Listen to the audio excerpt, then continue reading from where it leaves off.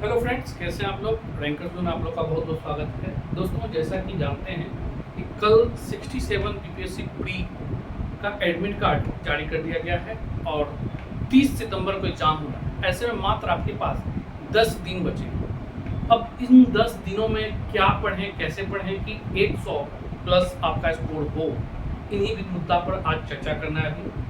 दोस्तों देखिए, सबसे पहले बात है कि आपके पास सिलेबस इतना वाइड है कि आप हर टॉपिक को या हर सब्जेक्ट को आप कवर नहीं कर सकते। तो ऐसे में ज़रूरी है कि उन टॉपिक या फिर उन सब्जेक्ट पर ज़्यादा फोकस करना जिससे नंबर ऑफ क्वेश्चन अधिक होते हैं। तो ज़रूरी है कि इन आधार पर देखा जाए तो कुछ सब्जेक्ट हैं जिनको आप कर ले जाते हैं तो 100 प्लस हो जाता है।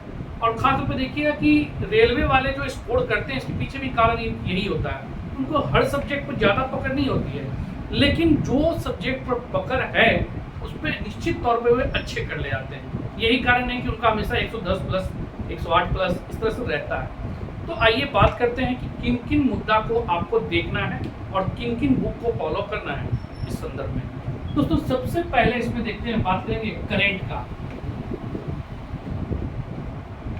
करेंट अफेयर्स जो है वो आपको सबसे अधिक फोकस करना है, क्योंकि जो आपको बाहर करता है वो यही है। आप उम्मीद कर आपको रखना है कि लगभग इसमें 25 से 30 क्वेश्चन पूछे जाते हैं। तो यहाँ पर आपको कम से कम एटलीस्ट 20 प्लस 22 प्लस करना है। और इसमें भी देखें तो करंट दो प्रकार के पूछे जाएंगे। एक जो राष्ट्रीय और अंतर्राष्ट्रीय स्तर का होगा, मतलब नेशनल इश्यूज और इंटरनेशनल इश्यूज। दूसरा होगा बिहार के संदर्भ में, बिहार करेंट अफेयर्स। दोस्तों अब जो कुछ बच्चे होते हैं कि बिहार को लेकर बहुत ज़्यादा गंभीर हो जाते हैं और लगातार बिहार पर फोकस करते हैं। बिहार पर अधिक फोकस कीजिएगा तो बड़ी समस्या है, क्योंकि 3 से 4 क्वेश्चन 5 क्वेश्चन हार्डली होगा इनसे, और यहाँ आपका 20-25 क्वेश्चन। तो ये सेगमेंट पर अधिक फोकस करना है और इसको लाइटली लास्ट 2-3 दिन देख लीजिए और काफ़ी होगा।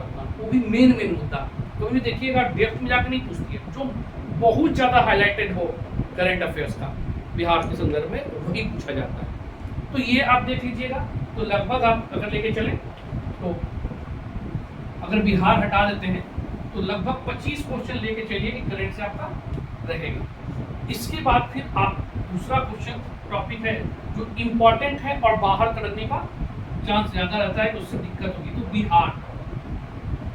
बिहार को लोग लाइटली लेते हैं, लेकिन लगभग आपका 25 क्वेश्चन बिहार से भी रहता है। और इसमें अगर देखा जाए तो हिस्ट्री, ज्योग्राफी और करेंट 5 कभी चर्चा की। इसके अलावा देखा जाए तो लगभग इन सेगमेंट्स में हिस्ट्री से 10 से 12 क्वेश्चन पूछा जाता है, जबकि 8 से 10 क्वेश्चन ज्योग्राफी से रहेंगे। ठीक है, तो ये बिहार को आप लाइटली नहीं लीजिए, खासतौर पर ट्रेडिशनल क्वेश्चन, क्योंकि 10 और 18 से 20 क्वेश्चन आपके यहाँ से पूछा जाएगा। तो ऐसे में इसे छोड़कर चलना बिल्कुल कह सकते हैं कि समस्या आ सकती है। तीसरा जो टॉपिक जो इम्पोर्टेंट है वो है आपका साइंस। साइंस 3 सेगमेंट में है। सबसे ज़्यादा क्वेश्चन बायो, फिर फिजिक्स और केमिस्ट्री। फिजिक्स केमिस्ट्री लगभग इक्वल होता है, या 1-2 ऊपर, कभी फिजिक्स कभी केमिस्ट्री ऊपर नीचे होगा, लेकिन बायो से जब अधिक क्वेश्चन पूछ जाते हैं। और इन तीनों सेगमेंट में मिलाएं तो 30 प्रश्न यहाँ से भी लगभग अब पूछे जा रहे हैं। पहले 20-25 था, अब 30 हो गया यहाँ। तो 30 क्वेश्चन को आपको बिल्कुल यहाँ पर भी आप हमेशा याद रखिए कि इन सेगमेंट पर रेलवे वाले की विशेष पकड़ होती है। और आपको यही करेंट अफेयर्स और साइंस 2 ऐसा टॉपिक है जो आपको मेहनत करना होगा और लास्ट में सबसे ज़्यादा फोकस करना होगा। फिर नेक्स्ट आपका हिस्ट्री। हिस्ट्री में लगभग देखिएगा तो लगभग 25 से 30 क्वेश्चन आपके पूछे जाएंगे ट्रेडिशनल में, जिसमें सबसे ज़्यादा होगा मॉडर्न हिस्ट्री, फिर आपका आ जाएगा एंशिएंट हिस्ट्री और लास्ट में मिडिएवल हिस्ट्री। और यहाँ से भी 25-30, तो इस प्रकार हम देखते हैं तो 105 के करीब में 105-7 इस तरह से आपके क्वेश्चन बनते हैं। और यहाँ से उम्मीद रखना है कि 90 प्लस मतलब 95 प्लस आपको करना है। तो ये बिल्कुल ऐसा सेक्टर है जहाँ से आप लास्ट 10 दिन में फोकस करके और अच्छा स्कोर कर सकते हैं। अब इसके लिए कौन कौन सा बुक फॉलो करें उसको भी है। और एक चीज़ हमेशा रखिए, अब जो आपके पास स्टडी टेबल पर होगा वो बिल्कुल गिनी हुई बुक 3, 4, 2 इस तरह से कोई बुक होना चाहिए, बहुत ज़्यादा नहीं, सारा हटा दें कोई फ़ायदा नहीं है। अब बस इन्हीं टॉपिक पर ज़्यादा से ज़्यादा फोकस करना है और 1-8 घंटा कुछ अलग सब्जेक्ट जैसे पॉलिटी है वहाँ पर कुछ टॉपिक को देख सकते हैं। फिर इकोनॉमी वाला मुद्दा है, मैथ तो बिल्कुल अब पढ़ना ही नहीं है। अगर आप मैथ के चक्कर में रहते हैं तो कुछ होने जाना है नहीं, आप जो आपके पास कॉन्सेप्ट होगा उसी पर आप मैथ को बनाइएगा।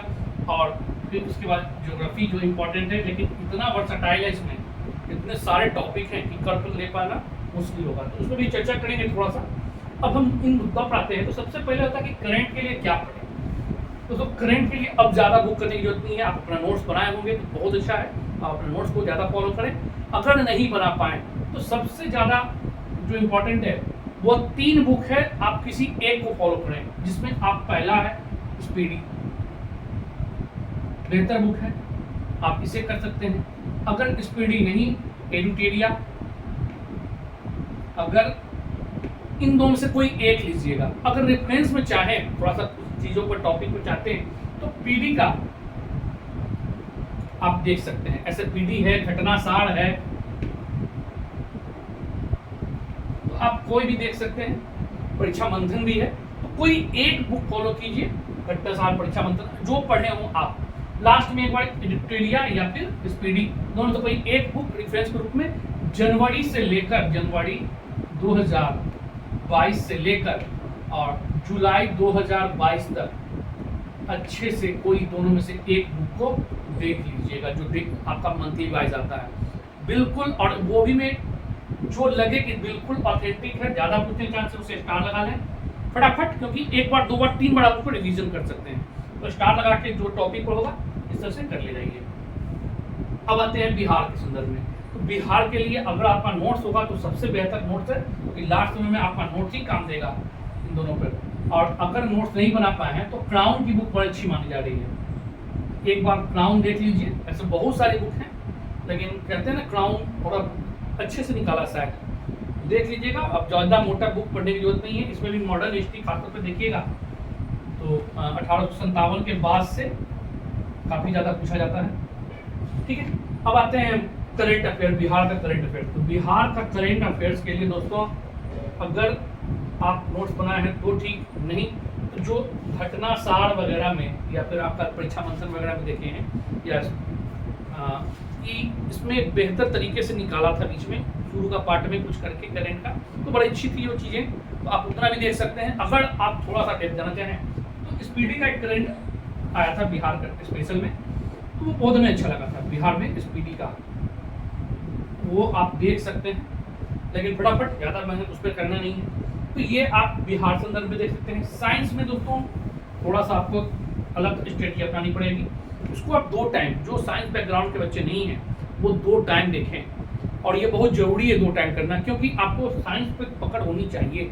जिनका साइंस पे पकड़ हुआ है, 67 में जब प्रश्न आया था तो लगभग 110 प्लस सब लोग किए हैं, तो साइंस पर पकड़ होनी बहुत ज़रूरी है। और इसके लिए आप मॉर्निंग में 1 से 1.5 घंटा आप समय दे सकते हैं, और इस समय आप ल्यूसेंट पढ़ें।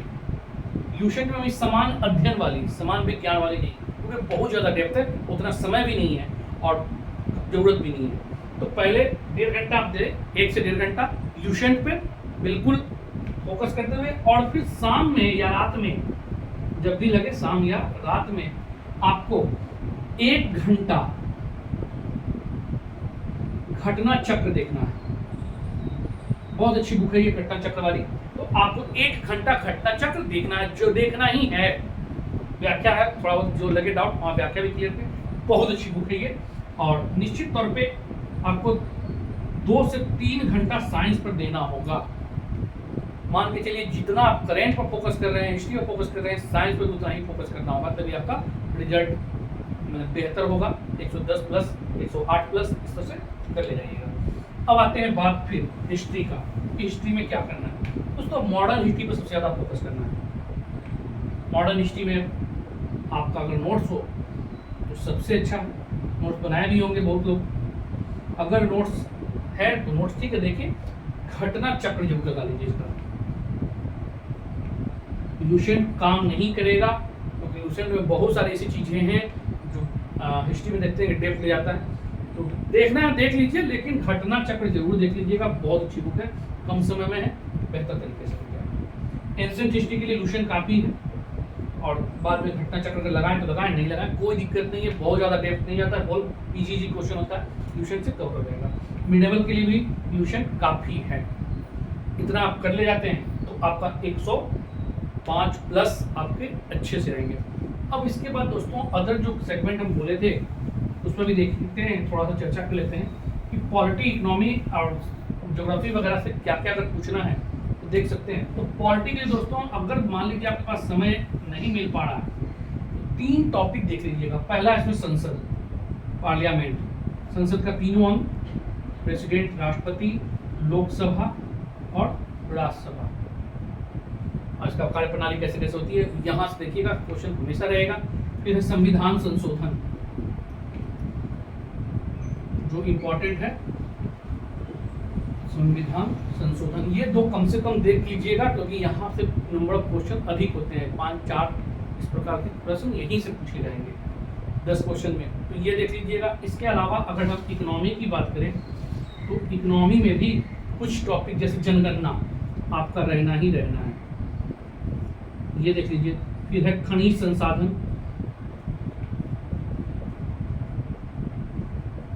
इसका उत्पादन, उत्पादकता वगैरह कौन से क्षेत्र में कहाँ मिल रहा है, ये चीजें, कौन सा राज्य सबसे ज्यादा उत्पादन करता है। फिर इसी प्रकार कृषि फसल, कृषि फसल ये भी आप देख लीजिएगा, लगभग क्वेश्चन यहाँ से होता है।